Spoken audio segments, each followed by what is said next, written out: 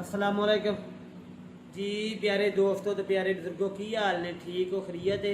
मैं उम्मीद करना सारे बुजुर्ग दोस्त ठीक होंगे। अल्लाह तुहानू ते मैनू अपने हिफ्ज़ो मान च रखे। यार काफ़ी ज़्यादा दोस्तों ने बुजुर्गों ने पूछा कि साढ़े बच्चे स्कूलों बड़े नसदे ने पे स्कूले जान का उन्होंने दिल नहीं करता। बड़ा रोज़ के कई बच्चों का सिर खपाना पैंदा है। तो फिर मैं एक रिसर्च की बच्चों आप पूछा है कि यार तुम स्कूले क्यों नहीं जाते। अपने भी भतीजे भतीजियाँ हैं उन्होंने भी पूछा है। उन्हें गल चाचू सबक ही बड़ा जिहा मिलता है। वड्डे वड्डे सबजैक्ट मिल जाते हैं वड्डे वड्डे पेज ने चाचू जी वेखो किमें याद करिए दिमाग इन्ना काम नहीं करता। होमवर्क ही इन्ना दे देंगे ने यार होमवर्क तो उन्हें फिर देना ही देना है जिन्ना पैसे लैने ने पढ़ाने दे उन्हें होमवर्क तो देना है। वो वास्ते बड़िया जिया मावां बड़े जे वालदैन परेशान ने। वो आंदे ने गल है भी साढ़े बच्चे स्कूलों नसदे ने पे बड़ा दिमाग खपा के इन्हें स्कूल वाले पासे ध्यान कराई दे बल्कि छड्ड के भी आई दे लेकिन ज़हनी तौर पर बद जाने स्कूल वालों। वो मेरी रिसर्च के मुताबिक यही आया कि भाई जी बच्चों के ज़हन ते काम करन ते फिर ही बच्चे पढ़न ना। जो बच्चों के उत्ते बोझ ही बड़ा है। साडा काम बहुत है तो खुराक थोड़ी यही खाते तो कुछ है नहीं। फिर बड़े जे भैन भरावां मैंने पूछे है कि दिमाग तेज करने वास्ते हाँ किलो बदाम मैंने खुआए ने। कोई भैन आंदी मैं 2 किलो बदाम लिया के रखे ने। वो मेरी वो भैन तो भराओ जी साइंसी तहकीक है ठीक है ना वो बदाम कख कंडा नहीं करते। वो बदाम कख कंडा नहीं करते तो बदाम महंगे भी बड़े ते हर बंदा बदाम खुआ भी नहीं सकता। ये तो पुराने दौर दी गल्लां सन कि बदाम खाइए तो हाफजा तेज हुंदा है।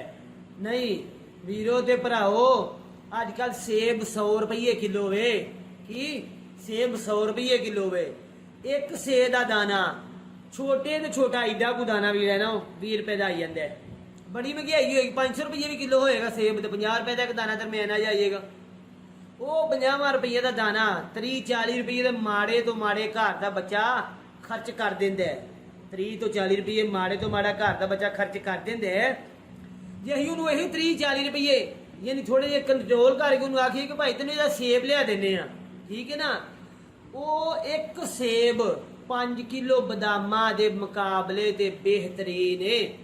यानी 5 किलो बदाम खा लीए एक सेब का दाना खा लीए तो 5 किलो बदामा नाल ओहदा असर वध ठीक है।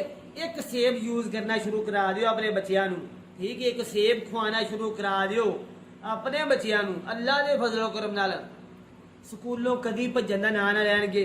भजन तो ना तां ना लैणगे दिमागी तौर पर बिल्कुल फ्रैश होइएगा। थोड़ा एक सेब खाण नाल बच्चा 5 किलो बदामा का मुकाबला करता है एक सेब का दाना जिहड़ा सानू लोकां नू पता ही नहीं ठीक है जी। एक सेब का दाना खाना शुरू कर दो दाना अल्लाह के फजल करो ना 2 महीने बाद अपने बच्चे की कंडीशन वेख लिया जी किंदी को तेज हुई है। स्कूल भी खुश हो के जाएगा दिमाग भी बड़ा हैवी काम करेगा ठीक है जी। ये अमल दरामद करो अल्लाह के फजलो करो तुहाडे बच्चे कभी स्कूलों भजन की कोशिश नहीं करेंगे कभी ये नहीं आखणगे हाँ जाना नहीं। एक सेब खुआना शुरू कर दो दिमाग बिल्कुल फ्रैश होएगा बड़ा तेज हाफजा हो जाएगा बड़ा तेज दिमाग काम करेगा। लो आने वाली वीडियो के फिर मिलने मेरे चैनल में सबसक्राइब भी कर दिया करो यार तो वीडियो वेख लिया करो पूरा हम वीडियो थोड़ी थोड़ी बनानी करनी है। बारे दोस्तों ने इलामा दिता गल है वीडियो बड़ी लंबी होती है हकीम साहब हम वीडियो छोटी बनावा करा इंशाअल्लाह। रब रखा। अस्सलाम वालेकुम।